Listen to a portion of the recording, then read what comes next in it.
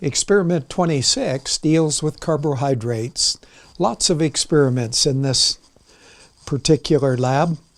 And let's look at the PreLab review page first of all. In number 1, in your reading, you'll want to look for the triangle icon to see the specific safety alerts. Number 2, to find the disposal directions, you'll want to look for the garbage can icon. And the rest of these questions are pretty straightforward.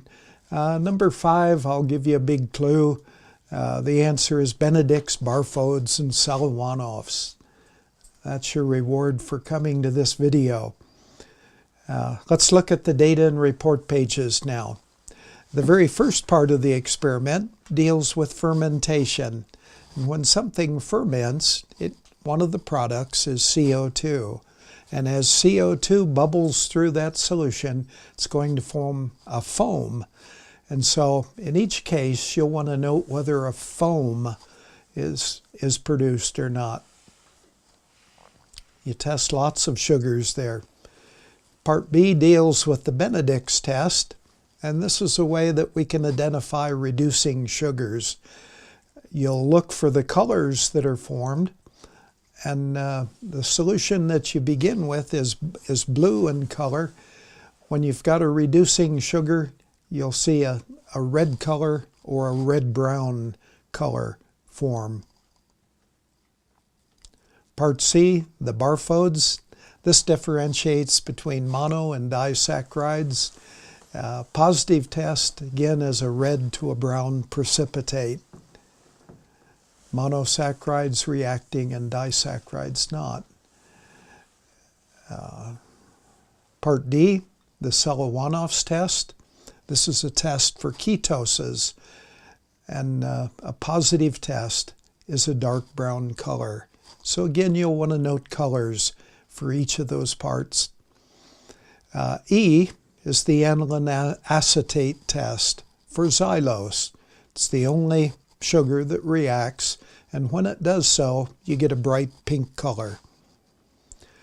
Then the next table, 26.6, is a little bit confusing sometimes. This is where you summarize what the positive results look like. And by that, we want you to put down what a positive test looks like. What would you see? And not the sugars that gave those positive tests. And table 26.7, again, is a summary table. This time you'll place an X on the blanks where you see a positive test. So 1, 2, 3, 4, 5 different tests, and a number of different carbohydrates are tested. And put an X just on those where you see a reaction. Table 26.A is a summary of summary tables where you tell what's in your unknown and the gelatin dessert and honey.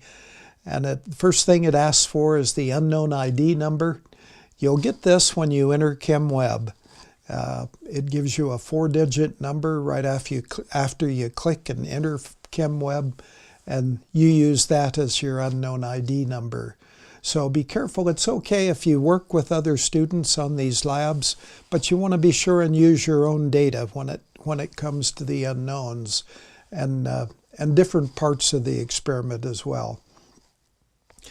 Over on the right-hand side, you'll list the sugars that are present in each of those 3.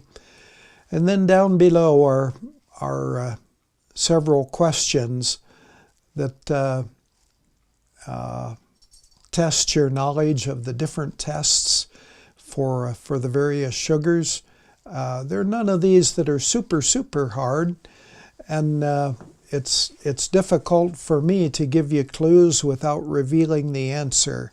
So I would just say to you, treat each one as a little bit of mystery, a sort of a fun thing to do. And if you have any concerns or questions, why, give me a call or email, and I'll be happy to help you.